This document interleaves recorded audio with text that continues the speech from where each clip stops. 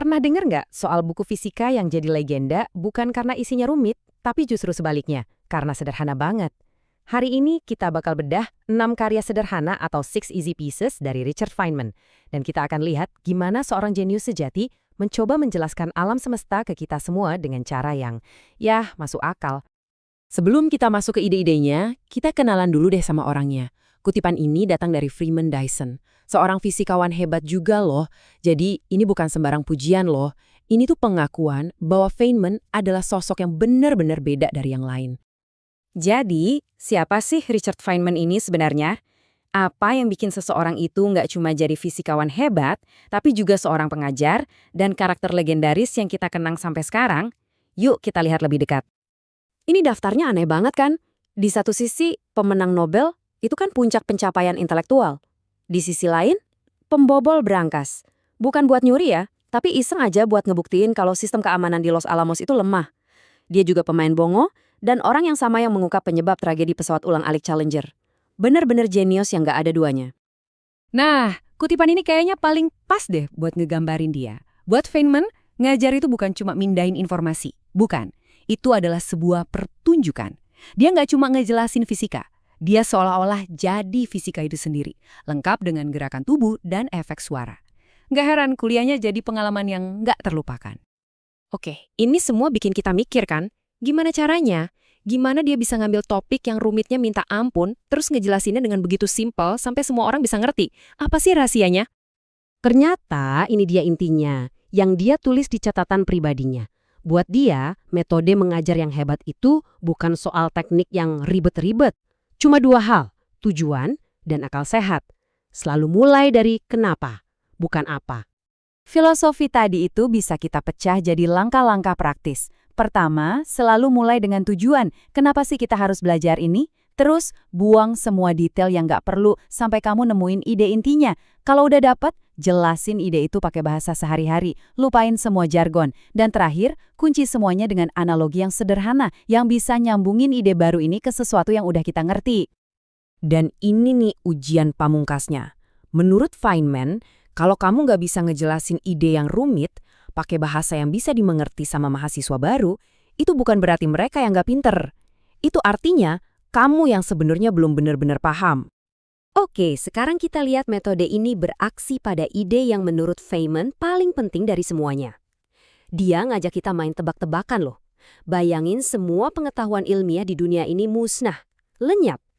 Kalau kamu cuma bisa nyelamatin satu kalimat aja buat generasi berikutnya, kalimat apa yang isinya paling padat dan paling berguna? Dan inilah jawabannya. Hipotesis atom. Gagasan bahwa semua benda itu terdiri dari partikel-partikel super kecil yang gerak terus. Mereka saling tarik-menarik kalau deketan, tapi saling nolak kalau dipaksa nempel banget. Kata Feynman, hampir seluruh pemahaman kita tentang dunia fisik itu udah ada di dalam satu kalimat sederhana ini. Buat ngebuktiin omongannya, Feynman ngajak kita berimajinasi bareng-bareng. Kita mulai dari yang biasa banget, setetes air. Kalau kita lihat, kelihatannya kan sempurna, mulus dan nyambung jadi satu.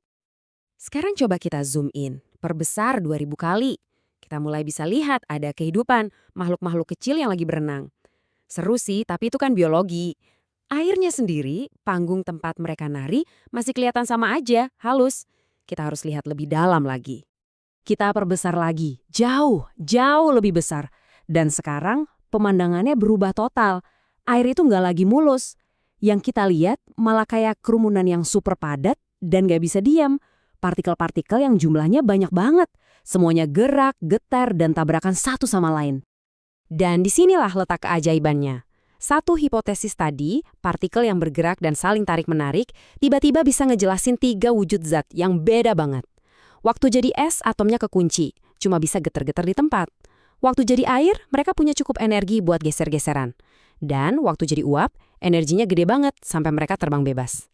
3 fenomena yang kelihatannya beda, dijelasin sama satu ide yang elegan. Ini lebih dari sekedar pelajaran fisika loh. Ini tuh semacam undangan buat ngubah cara kita ngelihat dunia. Feynman nunjukin ke kita gimana cara berpikir ala fisikawan itu bisa nemuin keajaiban di hal-hal yang paling biasa sekalipun. Dia bahkan nerapin pandangan atom ini ke biologi dengan hipotesis yang keren banget, bahwa semua proses kehidupan, mau serumit apapun, ada dasarnya cuma soal atom-atom yang bergerak ngikutin hukum fisika. Titik. Ini ide yang radikal banget pada masanya, dan jadi fondasi biologi molekuler modern. Cara pandang ini juga ngebuka misteri-misteri yang, wow, luar biasa. Coba lihat angka ini. Ini perbandingan kekuatan antara gaya tolak listrik sama gaya tarik gravitasi antara dua elektron. Kenapa bedanya bisa sejauh itu? Feynman terpesona sama misteri-misteri mendasar kayak gini. Ini ngingetin kita kalau sains yang hebat itu bukan cuma soal apa yang kita tahu, tapi juga soal keindahan dari apa yang belum kita tahu. Ini semua ngebawa kita ke salah satu pemikirannya yang paling puitis, yang terinspirasi dari seorang penyair. Buat Feynman, ini bukan cuma metafora yang indah. Buat seorang fisikawan, ini adalah kenyataan yang bisa dibedah. Coba dibayangin, segelas anggur. Kita bisa lihat fisika di putaran cairannya, kita bisa lihat geologi di gelasnya yang terbuat dari pasir bebatuan purba, kita bisa lihat biologi dan kimia di proses fermentasi yang bikin anggur itu ada. Dan yang paling gila, kita bisa lihat astronomi. Karena setiap atom karbon di dalam anggur itu lahir di dalam inti bintang miliaran tahun yang lalu. Seluruh alam semesta beneran ada di situ. Dan inilah warisan terbesar Feynman buat kita. Sebuah undangan abadi untuk melihat dunia dengan rasa ingin tahu yang gak ada habisnya. Dia ngajarin kita untuk bertanya, menyederhanakan, dan mencari pola-pola indah di balik semua hal. Jadi, dia seolah ninggalin kita dengan satu pertanyaan. Pola sederhana dan menakjubkan apa ya yang sebenarnya lagi tersembunyi di depan mata Anda saat ini?